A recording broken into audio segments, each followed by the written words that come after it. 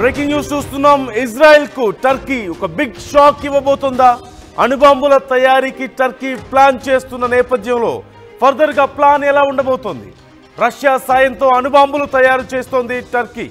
అణుబాంబుల నిరోధక ఒప్పందం నుంచి తప్పుకున్న ఎర్డోగాన్ పెద్ద పనికే పూనుకుంది. పెద్ద ప్లాన్ లో ఉన్నట్లుగా తెలుస్తుంది. అకుయు అణు కేంద్రంలో అణుబాంబుల తయారీకి ఏర్పాట్లు జరుగుతున్నట్లుగా సమాచారం. టర్కీ మరో ఇరాన్ అంటూ ఇజ్రాయెల్ మీడియాలో కథనాలు కూడా వస్తున్నాయి. అణుశుద్ధి కేంద్రంలో యురేనియం శుద్ధిని వేగవంతం చేస్తోందంటూ వార్తలు వస్తున్నాయి. ఈ నేపథ్యంలో మరొక దేశం అణు సామర్థ్యాన్ని కలిగి ఉండడం ఇప్పుడు సమస్యను మరింత జటిలం చేస్తోంది. భారత్ లాంటి దేశాలు అణు సామర్థ్యాన్ని కలిగి ఉంటే పెద్ద సమస్య ఏమి ఉండదు. కానీ టర్కీ లాంటి దేశాల్లో ఇప్పుడు ముఖ్యంగా చూస్తున్న మధ్య ప్రాచ్యంలో పరిస్థితులు ఎంత దారుణంగా ఉన్నాయో మనం చూస్తున్నాం. ఇలాంటి తరుణంలో అక్కడ యుద్ధ వాతావరణంతో అసోసియేట్ అయినటువంటి కంట్రీస్, లేదంటే యుద్ధ భాగస్వాములతో అసోసియేట్ అయిన కంట్రీస్ అణు ఆయుధాలను కలిగి ఉండడం ఖచ్చితంగా కత్తి మీద సాము లాంటిదే చెప్పాలి. పరిస్థితి ఎంత దారుణమైన పరిస్థితులు ఉంటాయో ఊహించడం కొంచెం కష్టమే. ఇరాన్ విషయంలో ముఖ్యంగా ఇరాన్ విషయంలో ఒకవేళ ఇజ్రాయెల్ భయపడినా, లేదంటే అమెరికా కొంత ఆలోచించినా పూర్తిగా ఇరాన్ను కార్నర్ చేసినప్పటికీ కూడా పరిస్థితులు ఎలా ఉంటాయనే భయం వాళ్ళకి ఉంది ఖచ్చితంగా. కానీ ఇప్పుడు ప్రాక్టికల్గా ఆయా దేశాల దగ్గర అణుబాంబులు ఉంటే, ఆయా దేశాల దగ్గర అణ్వాస్త్రాలు ఉంటే ఏ క్షణంలో ఏం జరుగుతుందో అన్న భయం శత్రు దేశాల్లో ఉండడం సహజంగా మనం చూస్తుంటాం. ముఖ్యంగా పాకిస్తాన్ విషయం మనం చూసాం. మా దగ్గర అణుబాంబులు ఉన్నాయి, మేము భారత్ని నాశనం చేస్తామంటూ కామెంట్ చేసిన సందర్భాలు అనేకం ఉన్నాయి.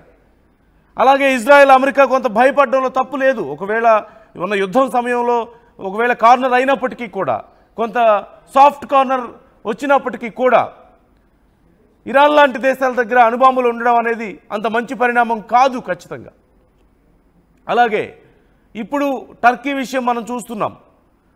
మన శత్రు దేశమైనటువంటి పాకిస్తాన్కు సపోర్ట్ చేసిన దేశం, ప్రపంచ దేశాల నుంచి విమర్శలు ఎదుర్కొన్న దేశం, భారతదేశం యొక్క వాణిజ్య సంబంధాలను తనంతటి తానే దెబ్బ తీసుకొని భారీగా నష్టపోయిన దేశం.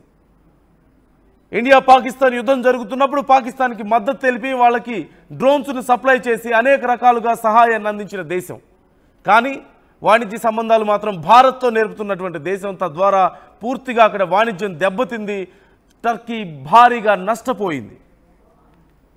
టర్కీని బ్యాన్ చేస్తూ భారతీయులందరూ కూడా తీసుకున్నటువంటి నిర్ణయం మనం చూసాం. డెస్టినేషన్ వెడ్డింగ్స్కో లేదంటే టూర్స్కో అక్కడికి వెళ్తుంటారు, భారీగా ఖర్చు పెడుతుంటారు. భారతదేశం వల్ల చాలా రకాల ఉపయోగాలు టర్కీకి ఉన్నాయి. కానీ ఆ విశ్వాసం లేకుండా పాకిస్తాన్కు సపోర్ట్ చేసి ప్రపంచ దేశాల ముందు చివరికి దోషిగా నిలబడ్డటువంటి పరిస్థితి, భారీగా ఆర్థికంగా నష్టపోయినటువంటి పరిస్థితి. ఇప్పుడు యురేనియం శుద్ధి చేస్తున్నట్లుగా తెలుస్తోంది. అణ్వస్త్రాలు తయారీకి ప్లాన్ చేసుకుంటున్నట్లుగా తెలుస్తోంది. ఈ నేపథ్యంలో ఈక్వేషన్స్ ఎలా మారబోతున్నాయి? ఇప్పటికే సిరియాలో పరిస్థితి చూస్తున్నాం. టర్కీ వల్లనే అక్కడ సిరియాలో అంతర్గతంగా అంత గందరగోళ పరిస్థితులు నెలకొన్నాయి. అందులో భాగం టర్కీది కూడా ఉంది అనేది మనందరికీ తెలిసిన విషయమే. అక్కడ ఉన్నటువంటి ఇంటర్నల్ రైవలరీస్ని పెంచడానికి, ఇంటర్నల్గా అశాంతిని పెంచడానికి టర్కీ కూడా కొంత రెచ్చగొడుతుందన్న విషయం మనకు తెలిసిందే. ఈ నేపథ్యంలో ఒకవేళ టర్కీ ఇప్పుడు అక్యుములేట్ చేసుకోగలిగితే, టర్కీ కనుక ఇప్పుడు అణ్వస్త్రాలను అక్వైర్ చేసుకోగలిగితే మరింత ప్రమాదం పొంచి ఉంది. అణ్వస్త్రాలతో యుద్ధాలు చేయడానికి ప్రపంచ దేశాలు సిద్ధమవుతున్న తరుణంలో చాలా సందర్భాల్లో కొన్ని ప్రమాదకర దేశాలు, కొన్ని కంట్రోల్ తప్పిన దేశాలు, అంతర్గత యుద్ధాలతో అల్లాడుతున్న దేశాలు, వాళ్ళ దగ్గర కనుక అణ్వాయుధాలు ఉంటే పరిస్థితి ఎంత దారుణంగా మారబోతుందో మనందరికీ తెలిసిందే. ఈ నేపథ్యంలో టర్కీ ఇప్పుడు ఎక్వైర్ చేసుకుంటున్న తరుణంలో ఖచ్చితంగా కొంత రష్యా సపోర్ట్ ఉంది అంటున్నారు.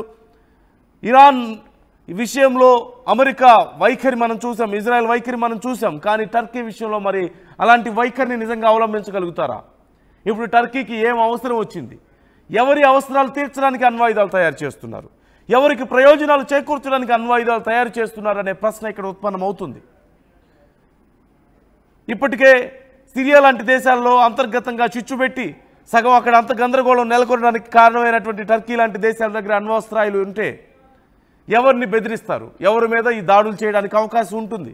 రేపేదైనా వల్నరబుల్ కండిషన్ వస్తే ఎవరి మీద యుద్ధానికి దిగుతారు, ఎవరి మీద ప్రయోగిస్తారనే ప్రశ్నలు ఇక్కడ ఉత్పన్నమవుతాయి.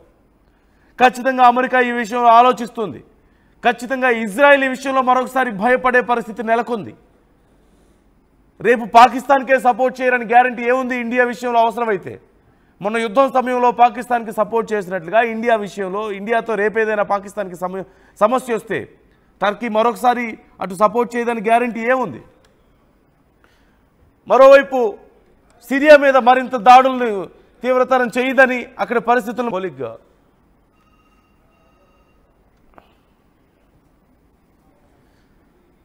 రైట్. టర్కీ అణ్వాయుధాల తయారీ నేపథ్యంలో మరొకసారి మధ్యప్రాచ్య దేశాలు ఆలోచనలో పడాల్సిన పరిస్థితి కనిపిస్తోంది. అమెరికా మరొకసారి ఆలోచించుకోవాల్సిన పరిస్థితి కనిపిస్తుంది. ఇజ్రాయెల్ ముఖ్యంగా ఇప్పుడు ఏం చేయబోతుంది? మరి ఇరాన్ మీద యుద్ధం చేసింది, ఓ పక్క రష్యా సపోర్ట్ టర్కీకి ఉందంటున్నారు. ఈ తరుణంలో మరి ఇజ్రాయెల్ ఏం చేస్తుంది? రష్యా సపోర్ట్ ఉందన్న తరుణంలో అమెరికా ఏం చేస్తుంది? రష్యాకు వార్నింగ్ ఇస్తుందా? మాస్కో వింటుందా? పుతిన్ వింటాడా? మొన్న ఈ మధ్య ట్రంప్ చేసినటువంటి కామెంట్స్ మనం చూసాం. నేను కాల్ చేసి మాట్లాడినప్పుడు చాలా నవ్వుతూ మాట్లాడతారు, చాలా ప్రశాంతంగా ఉంటారు, కానీ సాయంత్రం అయితే మళ్ళీ బాంబుల వర్షం కురిపిస్తున్నారు అంటూ మాట్లాడినటువంటి మాటలు మనం చూసాం. ఈ నేపథ్యంలో మరి నిజంగా అమెరికా మాట మరోసారి రష్యా వింటుందా? టర్కీని ఎలా కంట్రోల్ చేస్తారు? అసలు టర్కీ ఏ ఉద్దేశంతో అణ్వస్త్రాలు తయారు చేస్తుంది? ఎవరి కోసం తయారు చేస్తుంది? ఎవరిని నాశనం చేయడానికి తయారు చేస్తుంది? ఎవరి నుంచి రక్షణ కోసం తయారు చేస్తుంది? ఎవరికి సహాయం చేయడానికి తయారు చేస్తుంది? ఖచ్చితంగా భారత్ కూడా ఆలోచించాల్సిన అవసరం ఇక్కడ ఉంది. భారత శత్రుదేశం అయినటువంటి పాకిస్తాన్కు యుద్ధ సమయంలో, చాలా కీలక సమయంలో పాకిస్తాన్కు టర్కీ సపోర్ట్ చేసింది. రేపు అలాంటి పరిస్థితి మరొకసారి వస్తే, అణ్వస్త్రాలు కలిగిన దేశాల సపోర్ట్ పాకిస్తాన్కి దొరికితే, మా దగ్గర అణ్వస్త్రాలు ఉన్నాయి, మీ భారతదేశాన్ని నాశనం చేస్తామంటూ అనేక సందర్భాల్లో హెచ్చరించినటువంటి పాకిస్తాన్కు ఇంకా అణ్వస్త్రాలు కలిగిన దేశాల సపోర్టు మరింత పెరిగితే పరిస్థితి ఎలా ఉంటుంది? తమ దేశం మీద, రక్షణ వ్యవస్థల మీద, ఇతర దేశాలతో సంబంధాల మీద కంట్రోల్ లేని దేశాలతో ఇలాంటి సమస్య ఉంటే ఏంటి పరిస్థితి?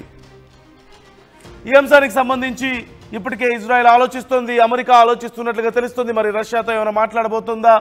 ఇజ్రాయెల్ ఇప్పుడు ఏం చేయబోతోంది? ఇరాన్ విషయంలో వ్యవహరించినట్లుగా ఇప్పుడు టర్కీ విషయంలో వ్యవహరించడానికి అవకాశం ఉందా? సిరియా పరిస్థితి ఇంకెంత దారుణంగా మారబోతుంది రేపు టర్కీ మరింత బలోపేతం అయితే? మన శత్రు దేశానికి సపోర్ట్ చేసే దేశం దగ్గర అణ్వాయుధాలు సమకూర్చుకునే శక్తి ఉన్నప్పుడు, అణ్వాయుధాలు సమకూర్చుకోగలిగితే రేపు మన దేశానికి ఎలాంటి నష్టం జరగబోతుందో ఒకసారి ఆలోచించుకోవాల్సిన అవసరం ఎంతైనా ఉంది. సో ఇక్కడ ఒకటే ప్రశ్న, టర్కీకి ఇప్పుడు అణ్వాయుధాలు సమకూర్చుకోవాల్సిన అవసరం ఎందుకు వచ్చింది? ఎవరి కోసం? ఎవరికి మద్దతు ఇవ్వడానికి, లేదంటే ఎవరికి సహాయం చేయడానికి చేస్తుంది, లేదంటే ఎవరికి నష్టం చేయడానికి చేస్తుంది? ఒకవేళ అణ్వాయుధాలను సమకూర్చుకుంటే రేపు ఎవరికి నష్టం? ఇలా అనేక ప్రశ్నలు ఉత్పన్నమవుతున్నాయి. మీరు కూడా మీ అభిప్రాయాలను కామెంట్ చేయండి. ఆర్టీవీతో మీ అభిప్రాయాలను షేర్ చేసుకోండి.